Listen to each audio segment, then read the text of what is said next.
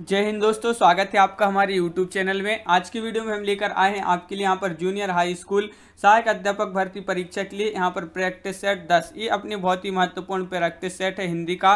तो वीडियो को पूरा अवश्य देखना है। अगर आप चैनल पर पहली बार आए तो चैनल को सब्सक्राइब कर लें, बेल आइकन दबाएं, ऑल पर क्लिक करें ताकि ऑल वीडियो की जानकारी सबसे पहले आपके यहाँ तक पहुँचे। ज़्यादा से ज़्यादा वीडियो को शेयर करना है और वीडियो को लाइक करना ना भूलें। तो चलिए स्टार्ट करते हैं आज का अपना ये वीडियो। आंसर बनता है आपसे कमेंट में जरूर बताएं आंसर। आज का फर्स्ट क्वेश्चन है कि हामिद नामक पात्र प्रेमचंद की किस कहानी से संबंधित हैं। ये आपके लिए बताना है। आंसर बनता है तो आप कमेंट में जरूर बताएंगे।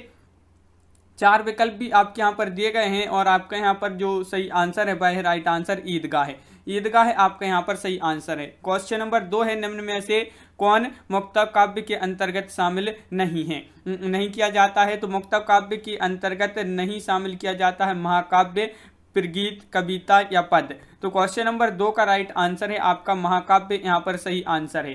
क्वेश्चन नंबर 3 है, निम्नलिखित में से किसे अभिनय के भेद के अंतर्गत शामिल नहीं किया जाता है। तो अभिनय के भेद के अंतर्गत जो शामिल नहीं किया जाता है वह किसको शामिल नहीं किया जाता है। तो प्रकरी आपका यहाँ पर सही आंसर है, बिल्कुल सही, प्रकरी आपका राइट आंसर होगा।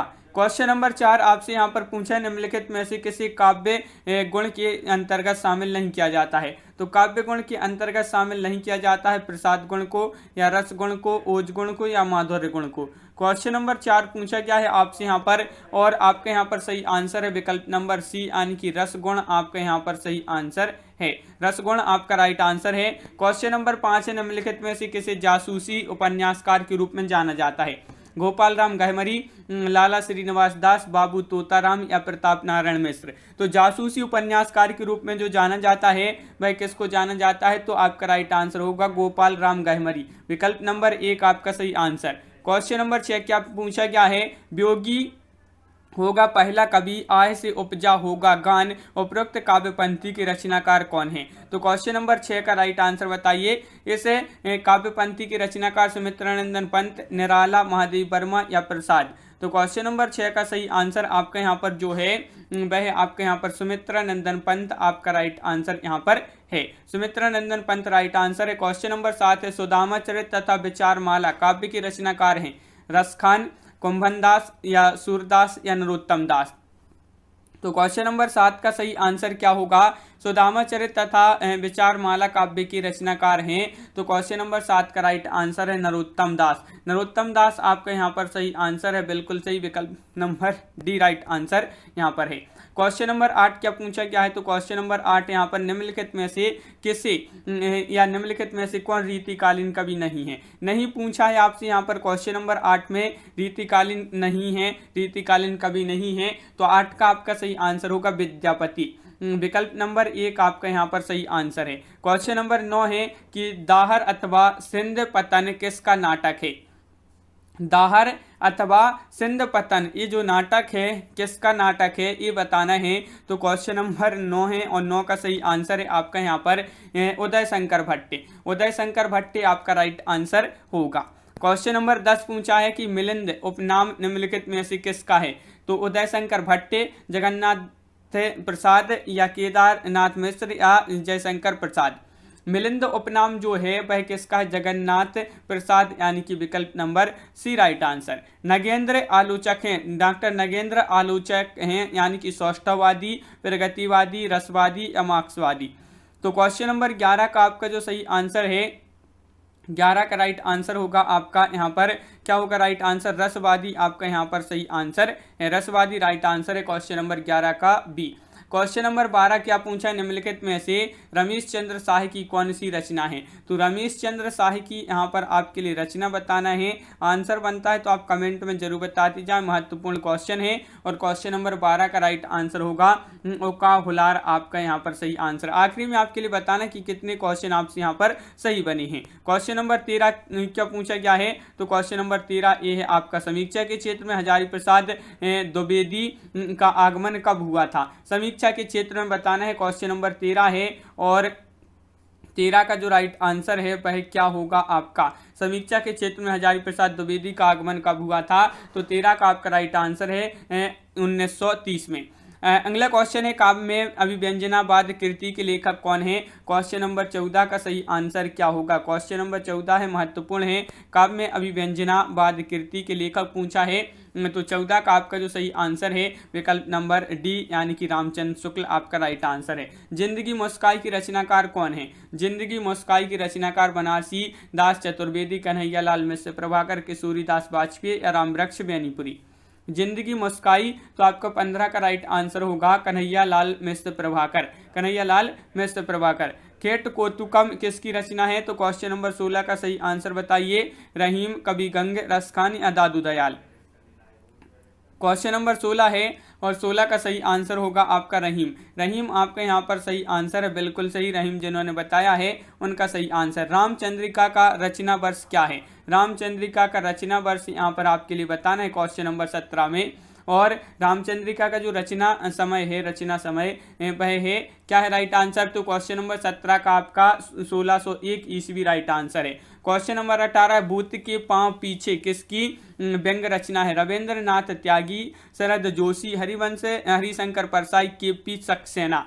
तो क्वेश्चन नंबर 18 का सही आंसर है आपका यहाँ पर हरिशंकर परसाई, आपका यहाँ पर सही आंसर होगा। क्वेश्चन नंबर आपका यहाँ पर 19 पूछा क्या है? यहाँ पर तुलसी चंदन घिसे के लेखक हैं, इसके लेखक आपके लिए बताना है। विद्यानिवास मिश्र हैं, कबीरनाथ राय हैं, हरिवंश राय बच्चन हैं, हरिशंकर परसाई हैं या इनमें से कोई नहीं है। तो तुलसीदास चंदन घिसे के लेखक जो हैं वह कौन है? हरिशंकर परसाई यानी कि विकल्प नंबर बी। चीड़ों पर चांदनी किस विधा की रचना है? ये आपके लिए बताना है। कविता, आत्मकथा, यात्रा वृत्तांत या उपन्यास। तो क्वेश्चन नंबर 20 का आपका जो सही आंसर है वह क्या है राइट आंसर? चीड़ों पर चांदनी किस विधा की रचना है? तो 20 का राइट आंसर है आपका यात्रा वृत्तांत यानी कि विकल्प नंबर आपका बी यहाँ पर सही आंसर है। यात्रा वृत्तांत आपका राइट आंसर है। क्वेश्चन नंबर 21 है, अकाल पुरुष गांधी शीर्षक से महात्मा गांधी के जीवन के माध्यम से नए धर्म की अवधारणा को किस साहित्यकार ने साकार किया है? तो किसने साकार किया है? 21 का आंसर होगा विष्णु प्रभाकर, रामविलास शर्मा या गिरिराज किशोर या जैनेन्द्र कुमार। तो जैनेन्द्र कुमार 21 का डी राइट आंसर है। क्वेश्चन नंबर 22, हिंदी का प्रथम ऐतिहासिक उपन्यास कौन सा है? तो हिंदी का प्रथम ऐतिहासिक उपन्यास पूछा है क्वेश्चन नंबर 22 में और महत्वपूर्ण क्वेश्चन है क्वेश्चन नंबर 22 और हृदय हारिणी आपका यहाँ पर सही आंसर है। ये ऐतिहासिक उपन्यास है प्रथम। क्वेश्चन नंबर आपका यहाँ पर 23 पूछा गया है। क्या पूछा गया है? तो यहाँ पर देख लेते हैं। देवकीनंदन खत्री जी के उपन्यास चंद्रकांता को हिंदी का प्रथम उपन्यास किसने माना है? तो चंद्रकांता को हिंदी का प्रथम उपन्यास जो माना है क्वेश्चन नंबर 23 में बताना है किसने माना है इसको प्रथम उपन्यास। तो 23 का राइट आंसर है आपका श्री कृष्ण लाल, डॉक्टर श्री कृष्ण लाल आपका सही आंसर है। चतुरी चमार उपन्यास है प्रेमचंद्र, भगवती चरण वर्मा, निराला या जैनेन्द्र। किसका उपन्यास है? क्वेश्चन नंबर 24 में आपके लिए बताना है। महत्वपूर्ण क्वेश्चन आपसे यहाँ पर पूछा गया है। चतुरी चमार उपन्यास है तो 24 का आपका सही आंसर होगा निराला यानी कि विकल्प नंबर बी आपका यहाँ पर सही आंसर है। क्वेश्चन नंबर 25 क्या पूछा गया है? तो क्वेश्चन नंबर 25 पूछा है आपसे यहाँ पर कि निम्न में से भीष्म साहिनी द्वारा रचित उपन्यास कौन सा है? 25 में आपके लिए बताना है यहाँ पर क्या होगा 25 का राइट आंसर। तो मैयादास की माड़ी आपका यहाँ पर विकल्प नंबर 1 जो है आपका सही आंसर है। दुलाई वाली किस विधा की रचना है? कहानी, उपन्यास, रेखाचित्र या संस्मरण। क्वेश्चन नंबर 26 का आंसर बताइए क्या होगा क्वेश्चन नंबर 26 का राइट आंसर। दुलाई वाली किस विधा की रचना है? तो 26 का आपका कहानी यहाँ पर राइट आंसर होगा। कहानी बिल्कुल सही आंसर है। प्रसाद की गुंडा कहानी में इतिहास के किस युग का चित्रण हुआ है इसमें? तो सल्तनत युग का, मुगल शासकों का युग या विक्टोरिया का शासन, ईस्ट इंडिया का समय। क्वेश्चन नंबर 27 महत्वपूर्ण क्वेश्चन है। प्रसाद की गुंडा कहानी में इतिहास के किस युग का चित्रण हुआ है? तो ईस्ट इंडिया कंपनी का समय का चित्रण इसमें किया गया है। गुंडा कहानी में प्रसाद जी की है। हिंदी में समस्या नाटकों के परिवर्तन का श्रेय किसको दिया गया है? लक्ष्मी नारायण मिश्र, लक्ष्मी नारायण लाल, भुवनेश्वर प्रसाद या मोहन राकेश। तो 28 का आपका जो सही आंसर है लक्ष्मी नारायण मिश्र आपका सही आंसर है। क्वेश्चन नंबर 29 पूछा है पृथ्वीराज की आंखें एकांकी संग्रह का रचनाकार कौन है? भुवनेश्वर प्रसाद हैं या जयशंकर प्रसाद हैं, रामकुमार वर्मा हैं, उदय शंकर भट्ट हैं। क्वेश्चन नंबर 29 तो पृथ्वीराज की आंखें एकांकी संग्रह के जो रचनाकार हैं 29 का आपका बी राइट आंसर है रामकुमार वर्मा। क्वेश्चन नंबर 30 है निम्न में से कौन सा नाटक मोहन राकेश का नहीं है? देखिए नहीं पूछा है आपसे यहाँ पर, तो लहरों के राजहंस, ये तो इनका है। आषाढ़ का एक दिन, ये भी है। आधे अधूरे, ये भी है। लेकिन ताबे के कीड़े, ये जो है ये नहीं है। तो विकल्प नंबर सी आपका सही आंसर यहाँ पर। क्वेश्चन नंबर आपका 31 पूछा है, कोकसार किसकी रचना है? तो 31 का सही आंसर बताइए। घनानंद ठाकुर, बोधा आलम। तो क्वेश्चन नंबर 31 का राइट आंसर है कोकसार किसकी रचना है? तो 31 का आपका सही आंसर होगा घनानंद, यानी कि विकल्प नंबर 1 आपका सही आंसर है घनानंद। क्वेश्चन नंबर 32 क्या पूछा है कि इनमें से किस कवि की प्रेमिका का नाम सुजान था? तो सुजान सभी के लिए पता है कि वह कौन से कवि हैं जिनकी प्रेमिका का नाम क्या था? सुजान। सुजान तो आपका बिल्कुल सही आंसर है। आपका राइट आंसर क्या होगा यहाँ पर? तो बहुत बढ़िया, यहाँ पर 32 का सही आंसर है। आपका सही आंसर है यहाँ पर घनानंद, बिल्कुल सही राइट आंसर बताया यहाँ पर सभी लोगों ने, विकल्प नंबर सी। घनानंद रीति काव्य की किस धारा के कवि हैं? तो आपका यहाँ पर 33 का जो सही आंसर है 33 का, वह है आपका यहाँ पर कि घनानंद रीति काव्य की किस धारा के कवि हैं? तो 33 का आपका सही आंसर होगा विकल्प नंबर आपका डी, यानी कि इनमें से कोई नहीं। क्वेश्चन नंबर आपका 34 पूछा है, पद्माकर द्वारा रचित अलंकार ग्रंथ कौन सा है? तो यहाँ पर अलंकार ग्रंथ बताना है पद्माकर द्वारा रचित। तो भाषाभूषण है, काव्य अलंकार है, रामचंद्राभरण है या पद्माभरण है? तो क्वेश्चन नंबर 34 का सही आंसर आपका यहाँ पर पद्माभरण, आपका विकल्प नंबर डी राइट आंसर यहाँ पर 34 का बिल्कुल सही। 34 का आपका डी राइट आंसर होगा, बिल्कुल सही। 34 का डी राइट आंसर है। और यहाँ पर आपका 33वां जो क्वेश्चन है 33 का सही आंसर आपका बी होगा यहाँ पर रीति मुक्त। घनानंद रीति काव्य की किस धारा के कवि हैं? तो रीति मुक्त आपका यहाँ पर सही आंसर है, बिल्कुल सही। यहाँ पर रीति मुक्त आपका राइट आंसर है। यहाँ पर गलती हो गया था तो सुधार ली यहाँ पर। तो यहाँ पर आप 35वां क्वेश्चन है, मीराबाई की रचना नहीं है। तो मीराबाई की रचना नहीं है, ये आपके लिए बताना है 35 का सही आंसर। तो 35 का राइट आंसर बताइए कौन सी नहीं है?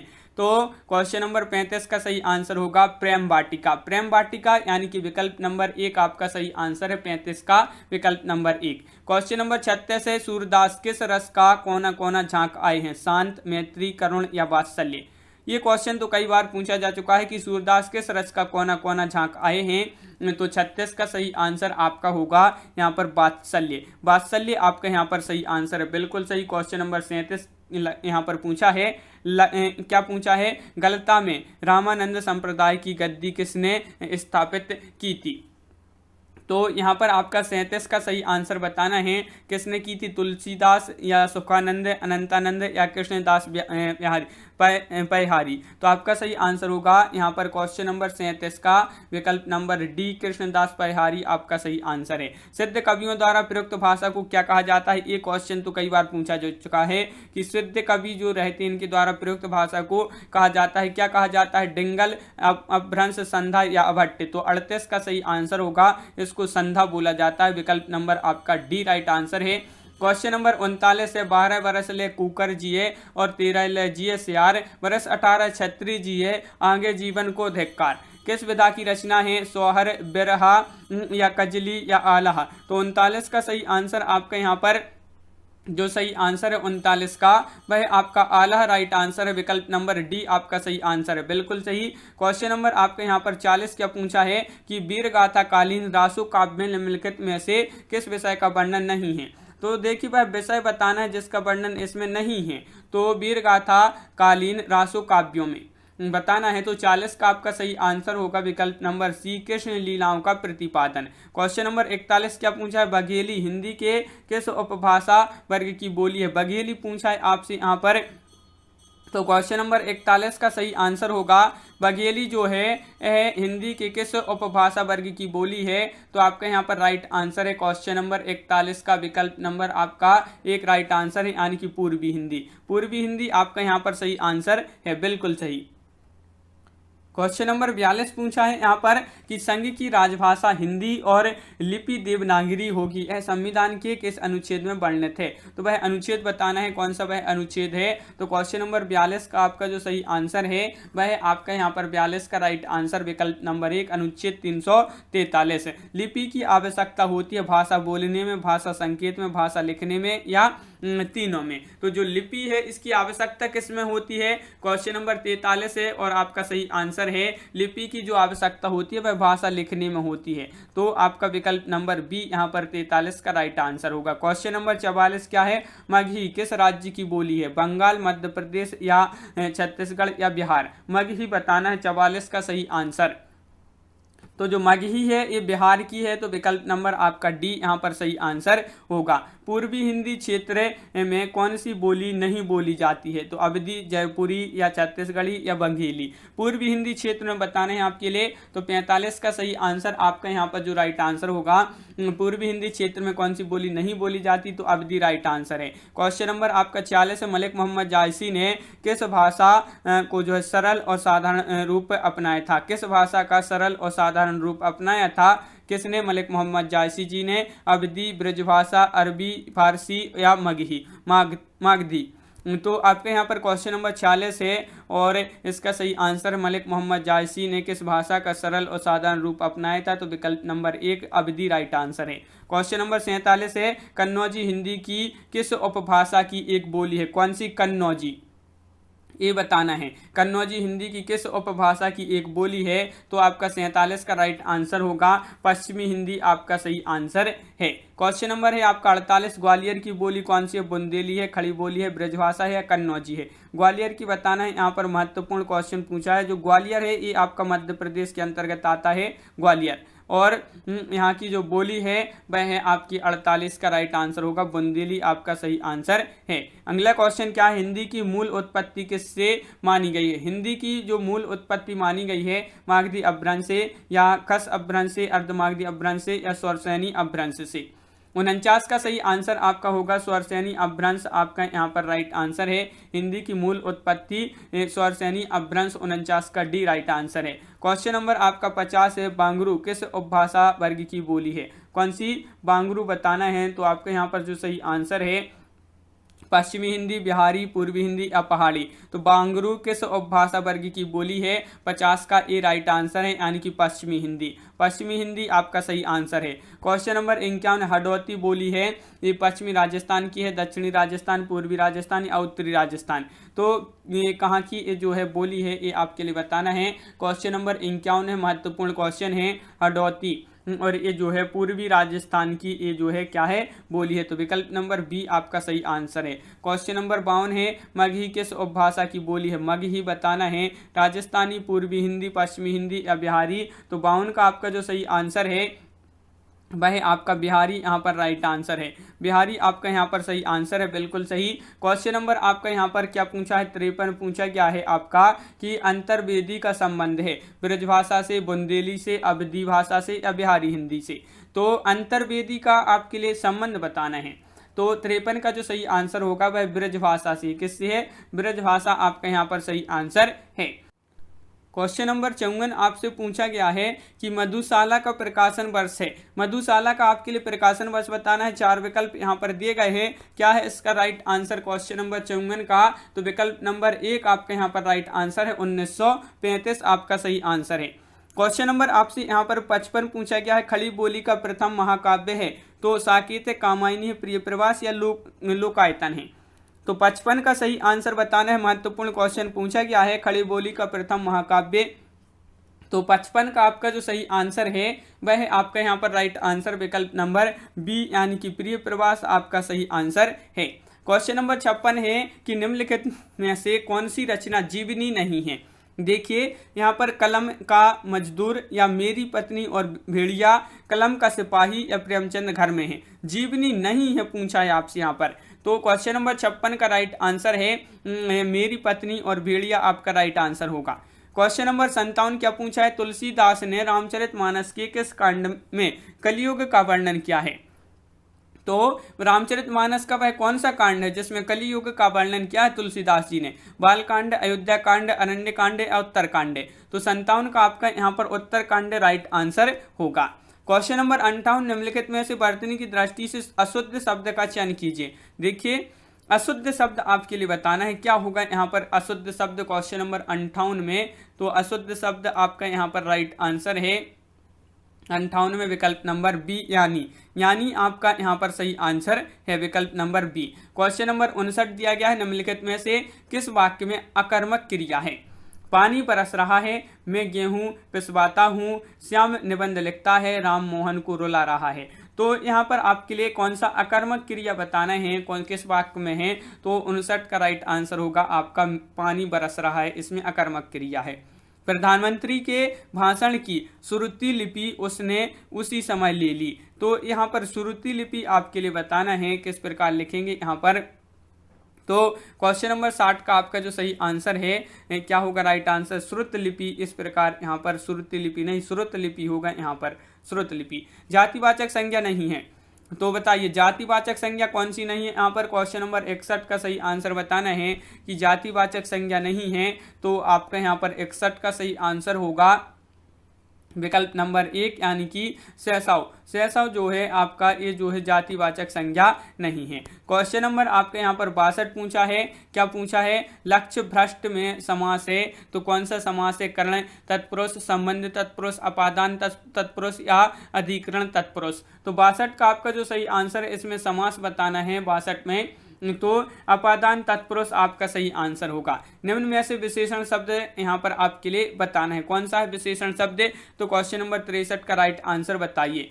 लड़कपन है, कठोरता है, उचित है या घबराहट। यहाँ पर विशेषण शब्द पूछा है तो आपका उचित जो है ये आपका विशेषण शब्द है, विकल्प नंबर बी आपका यहाँ पर सही आंसर है। तुलसी कृत में कौन सा समास है, क्वेश्चन नंबर 64 का सही आंसर बताइए। तुलसी कृत में कौन सा समास है, कर्मधारय समास, द्विगु समास, द्वंद्व समास और तत्पुरुष समास। क्वेश्चन नंबर 64 का सही आंसर बताइए कि तुलसी कृत में कौन सा समास है, तो 64 का आपका यहाँ पर जो तत्पुरुष समास है वह आपका यहाँ पर सही आंसर होगा। तत्पुरुष समास आपका सही आंसर है, बिल्कुल सही। क्वेश्चन नंबर 65 देख लेते हैं कि यथोचित का सही संधि विच्छेद कीजिए। क्वेश्चन नंबर 65 में आपके लिए बताना है यथोचित का आपका सही संधि विच्छेद क्या होगा। क्वेश्चन नंबर 65 का तो आपका यहाँ पर 4 विकल्प दिए गए हैं। यथोचित का आपका यहाँ पर यथा धन उचित राइट आंसर होगा, विकल्प नंबर सी 65 का। क्वेश्चन नंबर 66 क्या पूछा गया है, महर्षि का सही संधि विच्छेद बताना है। तो महर्षि का सही संधि विच्छेद तो सभी के लिए पता होगा, 66 का राइट आंसर है महर्षि, महाधन, ऋषि। आपका ये जो है बहुत ही सरल क्वेश्चन है, तो महत्वपूर्ण है मगर। और क्वेश्चन नंबर आपका 67 पूछा है, अनुलोम शब्द का विलोम होगा, सुलोम, या अनुलोम, प्रतिलोम या अवलोम। तो अनुलोम का बताना है, तो अनुलोम का जो होगा विलोम शब्द क्वेश्चन नंबर 67 में वह प्रतिलोम होगा। प्रतिलोम आपका यहाँ पर सही आंसर है। क्वेश्चन नंबर आपका यहाँ पर 68 पूछा है, जेते तुम तारे तेते नभ में न तारे हैं। इस वाक्य पंक्ति में दिए गए विकल्पों में से सभी अलंकारों का चयन कीजिए। सही अलंकारों का चयन करना है, इस वाक्य पंक्ति में बताइए। उपमा, रूपक या उपमा, रूपक, यमक या श्लेष, ये आपके 4 विकल्प दिए गए हैं। क्वेश्चन नंबर 68 है और आपका सही आंसर है यहाँ पर 68 का विकल्प नंबर सी यानी कि यमक आपका राइट आंसर होगा। क्वेश्चन नंबर 69 क्या पूछा गया है, तो क्वेश्चन नंबर 69 इस पुस्तक में देखो यह कितनी उपयोगी है। इस पुस्तक को देखो यह कितनी उपयोगी वाक्य में सर्वनाम का प्रयोग बताइए, पुरुषवाचक या अनिश्चयवाचक या निश्चयवाचक या संबंधवाचक। तो आपका यहाँ पर 69 का जो सही आंसर है वह आपका 69 का राइट आंसर क्या होगा, राइट आंसर 69 का तो बिल्कुल सही 69 का राइट आंसर है निश्चयवाचक। क्वेश्चन नंबर आपका यहाँ पर 70 पूछा है, निम्नलिखित में से कौन सा शब्द आंख का पर्यायवाची नहीं है, नहीं है पूछा है आपसे यहाँ पर, तो बताइए। आंख का पर्यायवाची नहीं है, 70 का आंसर आपका यहाँ पर जो होगा वह क्या होगा राइट आंसर, तो आपका राइट आंसर है द्रगंबु। द्रगंबु आपका यहाँ पर सही आंसर होगा, विकल्प नंबर डी। कार्बोकिस का एकांकी संग्रह है, ये आपके लिए बताना है। उपेंद्र नाथ अस्क, राम कुमार वर्मा, विष्णु प्रभाकर या भुवनेश्वर प्रसाद। तो क्वेश्चन नंबर 71 का आपका जो सही आंसर है वह आपका यहाँ पर राइट आंसर भुवनेश्वर प्रसाद आपका यहाँ पर डी राइट आंसर होगा।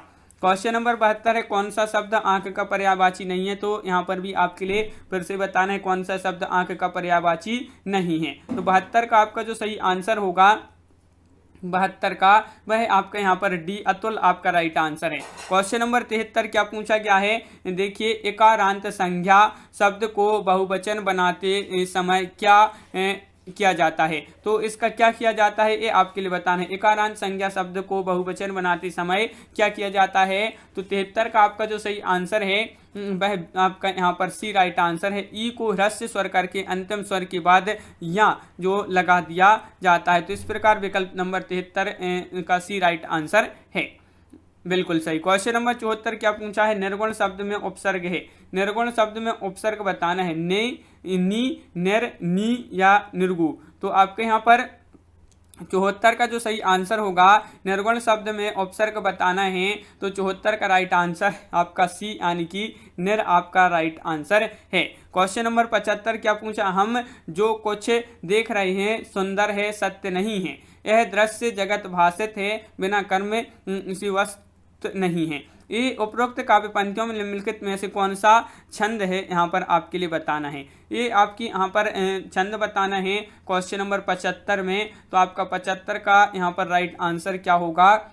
यहाँ पर देखिए 14 मात्राओं की अति से 28 मात्राओं वाला मात्रिक छंद यानी कि विकल्प नंबर 1 आपका यहाँ पर सही आंसर है। 75 का विकल्प नंबर 1 बिल्कुल सही। 76वां क्वेश्चन है, कक्ष का अर्थ है कमरा कांच, कमरा तावा या कमरा किनारा या कमरा कांख। तो यहाँ पर कक्ष जो है आपका, कक्ष का यहाँ पर अर्थ बताना है। तो क्वेश्चन नंबर आपका 76 का राइट आंसर होगा कमरा कांख। जो विकल्प नंबर आपका डी दिया है वह राइट आंसर है। क्वेश्चन नंबर 77 है, दोहा के प्रथम चरण में कितनी मात्राएं होती हैं?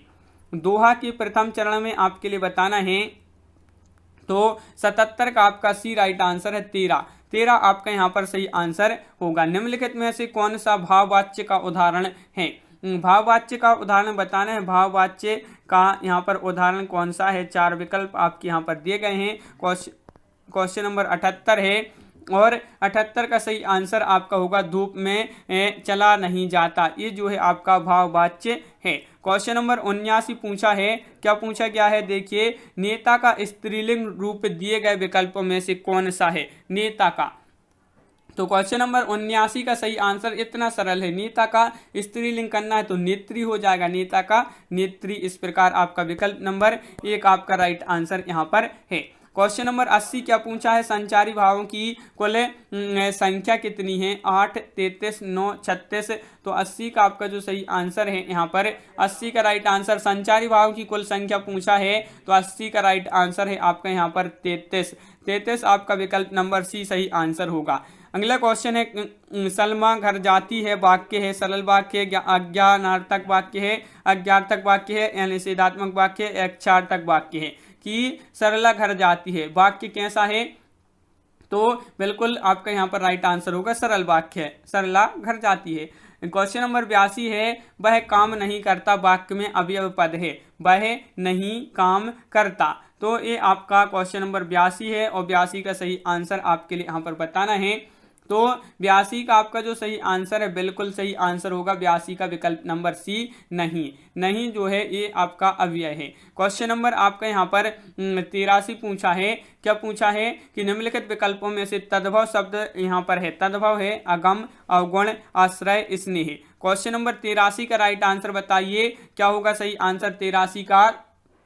तो अगम आपका यहाँ पर विकल्प नंबर 1 जो है सही आंसर है अगम।